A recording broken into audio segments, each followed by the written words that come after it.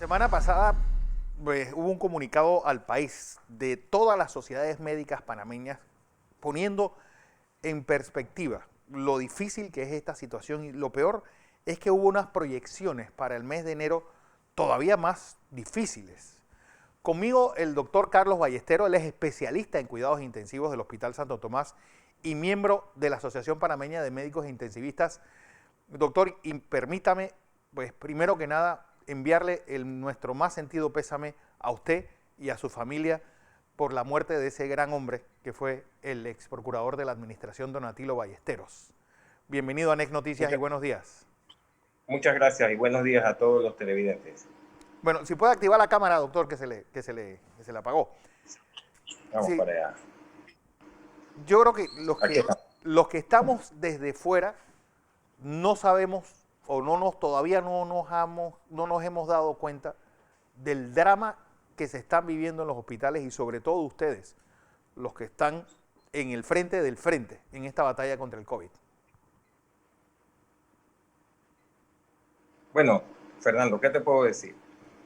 Desde que esta enfermedad comenzó hace un año en China, una de las primeras impresiones que siempre manifesté es que el principal daño que iba a hacer esta enfermedad era económico, y no me equivoqué. Claro.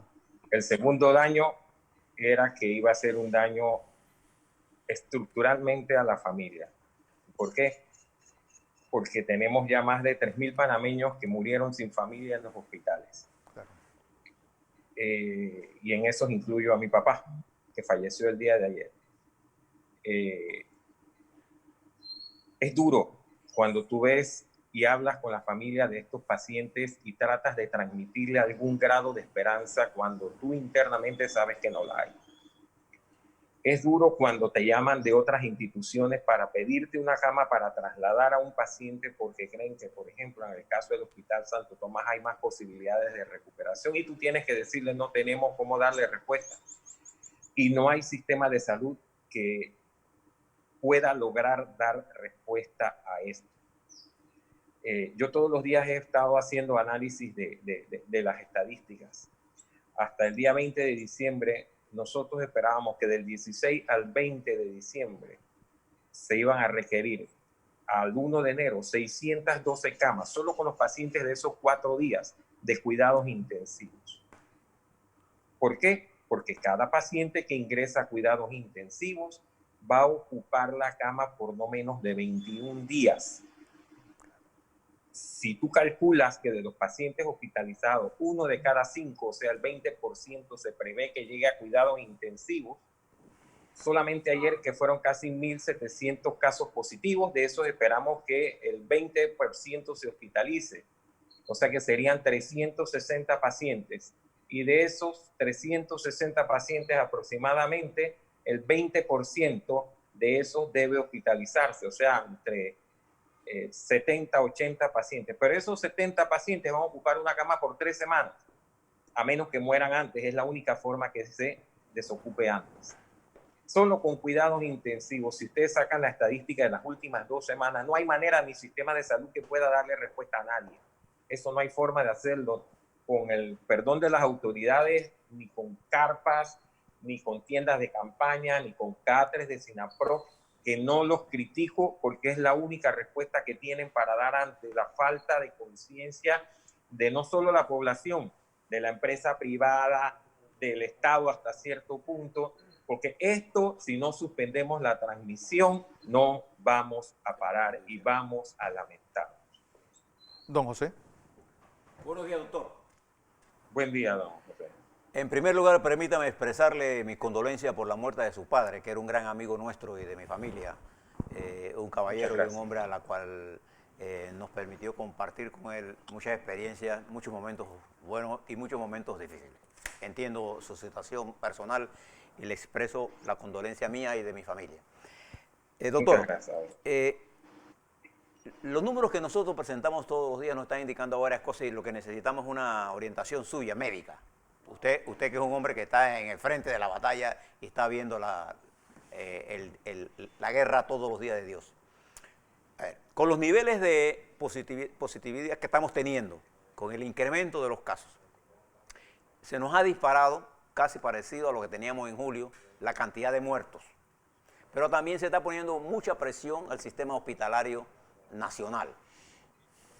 La primera pregunta, este incremento de muertos que estamos teniendo diarios, ¿se debe a su juicio, a cuáles factores?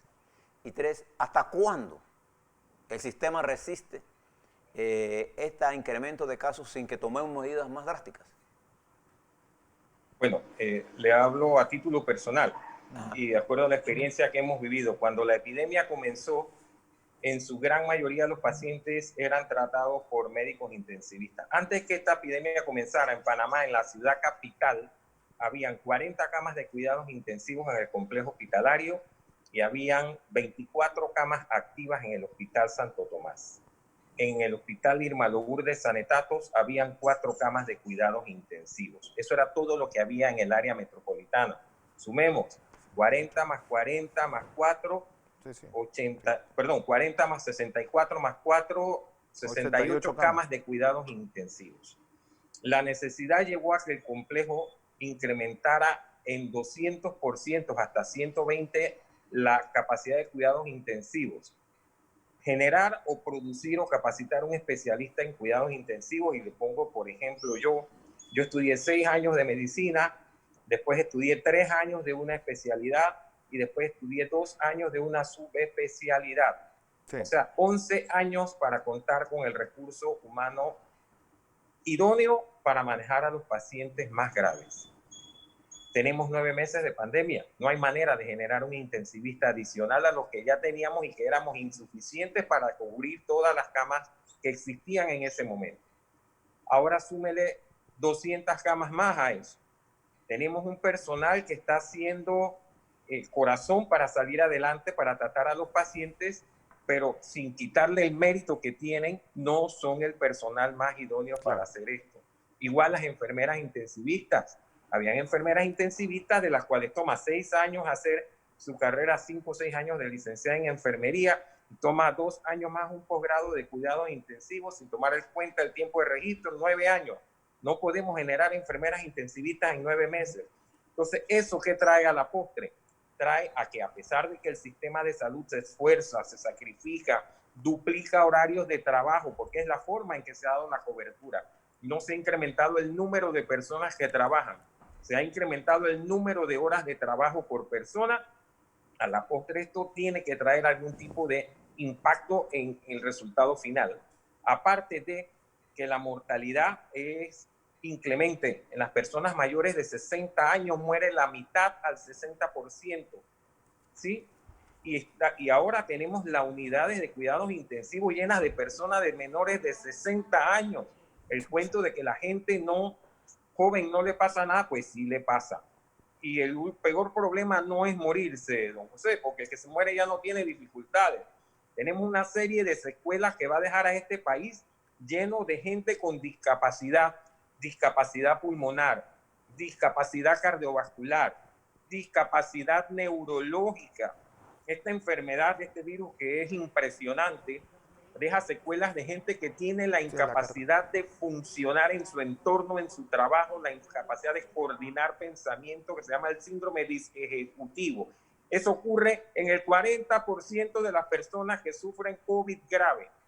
Imagínese usted que sea el ejecutivo presidente del Banco General o del Banco Nacional o el que usted se le ocurra, y usted sufrió COVID, tuvo ahí medio moderado, cuando llega al trabajo no tiene la forma de volver a trabajar, usted es un discapacitado funcional, y eso es lo que nos va a quedar al país si no entramos en cordura, si todos no pensamos en cuál es el mejor camino juntos.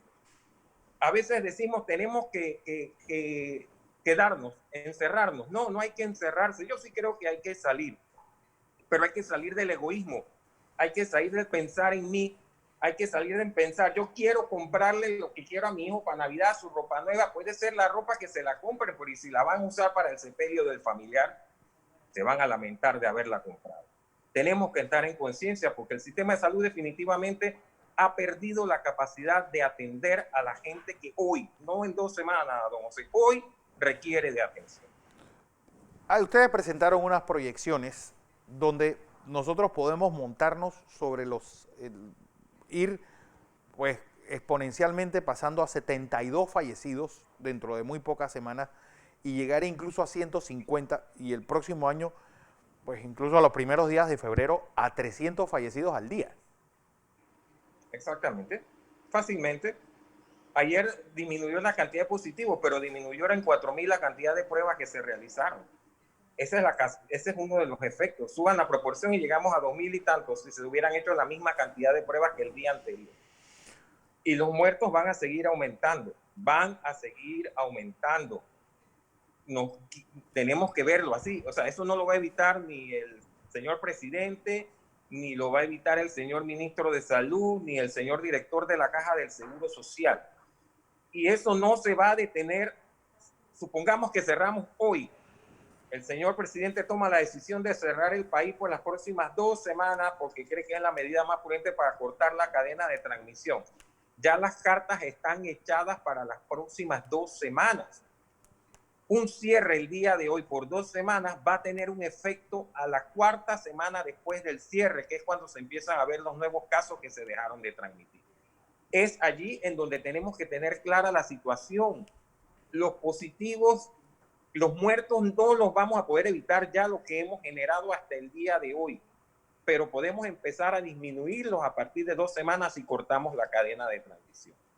Doctor, porque ustedes hablan y es una proyección técnica donde dicen un efecto de un cierre de al menos un ciclo productivo, pero lo más eficiente sería 3 ciclos productivos. ¿Qué significa los ciclos productivos y cuántos son 3 ciclos productivos? ¿Qué es lo que se propone para cortar pues, esa cadena de transmisión? Ok, cuando hablamos de eso, hablamos del periodo en donde la persona adquiere la enfermedad y tiene la potencialidad de transmitirla. Los pacientes empiezan a generar síntomas hasta los 7 días de haber sido infectados y son capaces de reproducir la transmisión a otras personas en el 90% de los casos hasta los 14 días. O sea que un ciclo probable de transmisión, si yo hoy, Carlos Ballesteros, se infecta del COVID y se pasea durante los próximos 14 días por la ciudad de Panamá, todos los días va a ir repartiendo el virus. En el 90% de los casos, ya el día 15, 16, ya la persona no genera nuevas transmisiones. Esto es lo que es el ciclo productivo. Por eso, si nosotros suspendemos hoy, por 2 semanas, solo vamos a suspender un ciclo. ¿Sí? Y la recomendación son 2 a 3 ciclos porque esto es lo que realmente va a tener un impacto real en la suspensión de la transmisión. Porque al encerrarnos, nosotros no vamos a poder impedir la transmisión dentro de los hogares, pero sí la transmisión que se está generando en el transporte público, en las oficinas de trabajo, en los buses, en las famosas reuniones o parking, como ustedes lo quieran llamar. Pero ya si los que se enfermaron en la semana en la casa, en estos primeros 14 días, si siguen en su casa, cuando ellos dejan de ser transmisores, ya no van a tener a quién transmitirles si estuvieron encerrados. Entonces, eso es lo que realmente va a tener un impacto real en la disminución de los casos. Doctor, nosotros hemos estado siguiendo lo que ha estado pasando en algunos países, Verbigracia, Italia, o lo que está pasando, o lo que pasó en Nueva York, está el estado de Nueva York, o en Utah, en los Estados Unidos, lo que pasó aquí en Ecuador, para no ir tan lejos. En Italia llegó un momento en que ustedes, los médicos, tuvieron que llegar a una decisión allá, a quién decidían atender con mayor posibilidad de salvarlo y a quién no, porque no tenía ninguna posibilidad de salvarlo. Lo que quiero es que le explique a nuestra audiencia, estando cerca del colapso del sistema sanitario, hospitalario, llegará un momento en que nuestros médicos tendrán que tomar decisiones muy parecidas. ¿A quién atiendo y a quién Bien. no? Bien, don José, le explico. Nosotros no es que no le damos atención a los pacientes, sino el grado de atención al cual se le va a soportar al paciente. Y con el perdón de mi familia y con el perdón de todos, voy a hablarle del caso específico de mi papá. Mi papá era una persona de 85 años de edad, 84 años de edad. Mi papá era una persona cardiópata, con un corazón severamente afectado. Mi papá era diabético. Mi papá tenía otras comorbilidades que lo convertían en un paciente de muy alto riesgo de muerte sin ningún tipo de daño adicional a los que ya tenía.